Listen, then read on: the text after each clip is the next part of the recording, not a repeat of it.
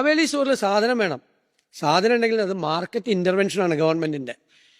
പൊതു മാർക്കറ്റിൽ സ്വാഭാവികമായ വിലക്കയറ്റം ഉണ്ടാവും, കൃത്രിമമായ വിലക്കയറ്റം ഉണ്ടാവും. അതിനെ ബ്ലോക്ക് ചെയ്യണത് എങ്ങനെയാണ്? സർക്കാരിൻ്റെ ഔട്ട്ലെറ്റ് വഴി സബ്സിഡി ഐറ്റത്തിൽ സാധനം കൊടുക്കുമ്പോൾ അവിടെ വില കുറയും. അവിടെ കോംപ്രമൈസ് ചെയ്യാമോ? അവിടെ നമ്മൾ കോംപ്രമൈസ് ചെയ്താൽ മാർക്കറ്റിൽ വില കൂടും. അപ്പം നിലവിലുള്ള ബേർഡൻ്റെ മീതെ സർക്കാരിൻ്റെ പ്രയോറിറ്റി ഇല്ലായ്മ സാധാരണക്കാർ. മുഖ്യമന്ത്രി വി ഡി സതീശൻ പ്രതിപക്ഷ നേതാവായിരുന്നപ്പോൾ പറഞ്ഞ വാക്കുകളാണ് നിങ്ങൾ കേട്ടത്. ഇന്നിപ്പോ കേരളത്തിലെ സപ്ലൈകോയുടെ ഔട്ട്ലെറ്റുകൾ, ഓണച്ചന്തകൾ എന്ന് വേണ്ട ട്രേഡ് ഫെയറുകൾ ഒക്കെ സാധനങ്ങൾ നിറഞ്ഞ് കവിഞ്ഞിരിക്കുകയാണ്.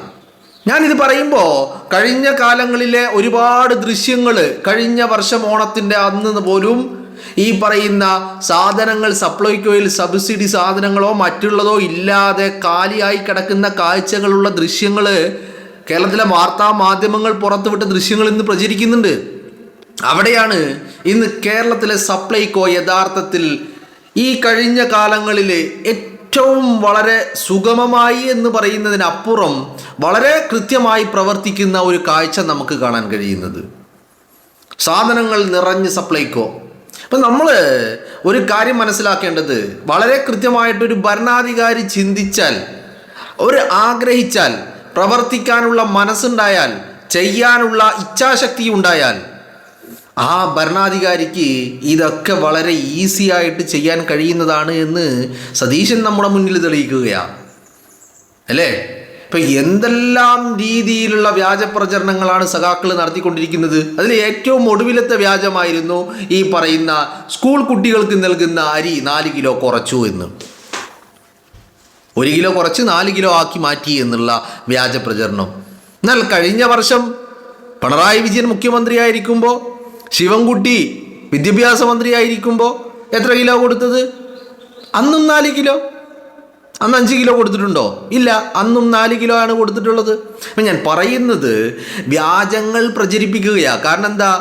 പിണറായി വിജയനൊന്നും സങ്കല്പിക്കാൻ പോലും കഴിയില്ല. പിണറായി വിജയൻ ഇങ്ങനെ ഇരുന്നാലും ഈ ചങ്ങായി ഇതൊക്കെ എങ്ങനെയാ ചെയ്യുന്നേ എന്നാണ് പിണറായി വിജയൻ. കാരണം പിണറായി വിജയൻ ഇങ്ങനെ ഒരു ബുദ്ധി പോലും ഉണ്ടായിട്ടില്ല, ചെയ്യാൻ പറ്റിയിട്ടില്ല എന്നല്ല, ഇങ്ങനെ ഒരു ചിന്ത പോലും അയാളുടെ മനസ്സിലുണ്ടായില്ല. അയാളുടെ മനസ്സിൽ എങ്ങനെയാ? മകള് പെൻഷൻ കാശിൽ അവിടെ പിന്നെ കമ്പനി തുടങ്ങി, അങ്ങനെ പറയണം. പിന്നെ ആ കമ്പനിയിലേക്ക് മൈക്രോസോഫ്റ്റ് ഓഫീസ് സർവീസ് ചെയ്യാൻ വേണ്ടിയിട്ട് കോടികൾ വന്നു. ഇതിനെപ്പറ്റിയൊക്കെ ആയിരുന്നു പിണറായി വിജയൻ ചിന്തിച്ചുകൊണ്ടിരുന്നത്. എന്നാൽ സതീശൻ കൃത്യമായിട്ട് ഇടപെടലുകൾ നടത്തിയിട്ട് കാര്യങ്ങൾ വളരെ സുഗമമായി മുന്നോട്ട് കൊണ്ടുപോയിക്കൊണ്ടിരിക്കുന്നു. അപ്പോൾ രാജ്യത്ത് ഈ പറയുന്ന കേരളത്തിൽ വളരെ കൃത്യമായി, എസ്പെഷ്യലി ഇതിപ്പോൾ നമ്മൾ എല്ലാ കാലങ്ങളിലും ഇപ്പോൾ ഭരണം ആര് തന്നെ ഭരിച്ചാലും അതിപ്പോൾ പിണറായി വിജയനാവട്ടെ, സതീശനാവട്ടെ, ഇനി സതീശൻ്റെ മുൻഗാമികളാവട്ടെ, പിണറായി വിജയൻ്റെ മുൻഗാമികളാവട്ടെ, കേരളത്തിൽ എല്ലാ കാലത്തുമുള്ള ഒരു സ്വഭാവമാണ് ഈ ഫെസ്റ്റിവൽ സീസൺ വരുമ്പോൾ എല്ലാ സാധനങ്ങൾക്കും വില വർദ്ധിക്കും. അതോരോ ഫെസ്റ്റിവൽ ഡിപ്പെൻഡ് ചെയ്തുകൊണ്ടാണ്. ഇപ്പോൾ പച്ചക്കറി, ഈ വെജിറ്റബിൾസിന് കൂടുതൽ ഉപയോഗം ഉണ്ടാകുന്ന സീസൺ ആണെങ്കിൽ വെജിറ്റബിളിന് വില വർദ്ധിക്കുക. ഇനി ഈ പറയുന്ന മറ്റെന്തെങ്കിലും സാധനമാണ് കൂടുതൽ ഉപയോഗിക്കുന്നതെങ്കിൽ അതിന് വില വർദ്ധിക്കുക. ഏതുപോലെ സീസൺ ഡിപ്പെൻഡ് ആയിട്ട്, സീസണായി പിന്നെ അനുബന്ധമായിട്ട് സാധനങ്ങളുടെ വില വർധനവ് എല്ലാ കാലത്തും കേരളത്തിൽ ഉണ്ടായിട്ടുള്ളതാണ്. എന്ന് പറഞ്ഞാൽ അന്ന് ഡിമാൻഡ് കൂടുതലാണ്. ഇത് കേരളത്തിൻ്റെ മാത്രമല്ല കേട്ടോ, ഇതൊരു ഈ ബിസിനസ്സിൻ്റെ അല്ലെങ്കിൽ ഒരു സംഭവമാണ്. എന്ത്?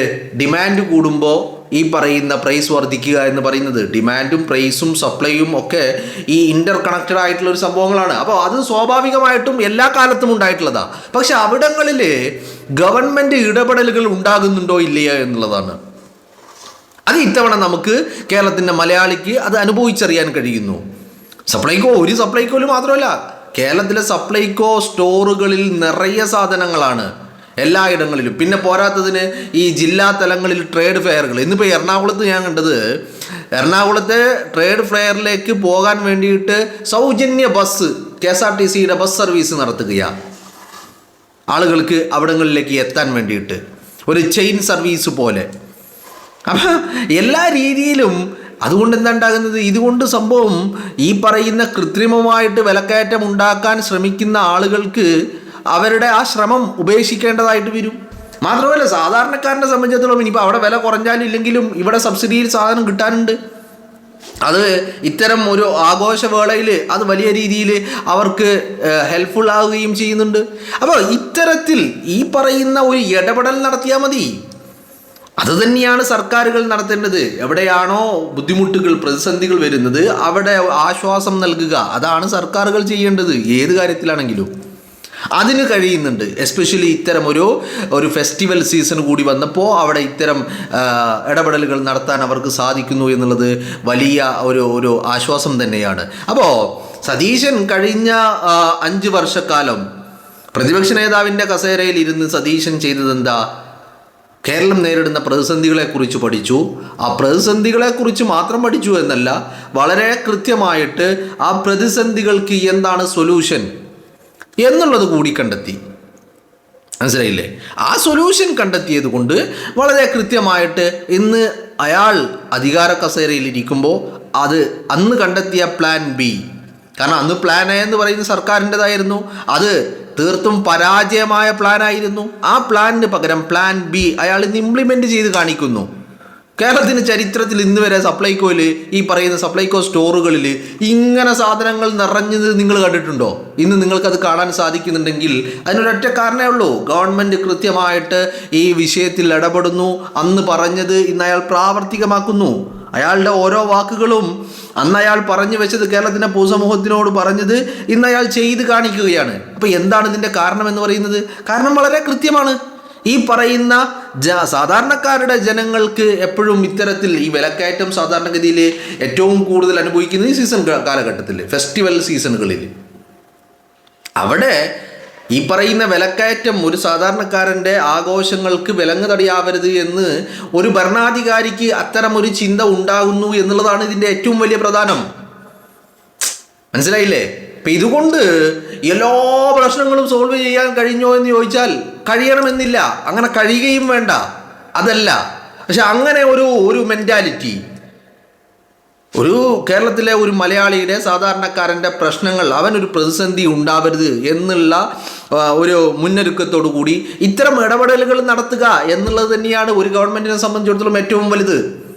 അത് ആ ചിന്ത, അങ്ങനെ ഒരു മെൻറ്റാലിറ്റി പലർക്കും ഈ പറഞ്ഞ കഴിഞ്ഞ 10 വർഷക്കാലം പിണറായി വിജയൻ ഉണ്ടായിരുന്നില്ല. ഇങ്ങനെ ഒന്നും ചിന്തിച്ചിട്ട് പോലുമില്ല. കഴിഞ്ഞ 10 വർഷക്കാലം സപ്ലൈകോയിൽ ഈ പറയുന്ന സീസൺ സമയത്ത് ഒരിക്കലും സാധനം ഉണ്ടായിട്ടില്ല, മറ്റുള്ള സമയത്ത് തീരെ ഉണ്ടായിട്ടില്ല.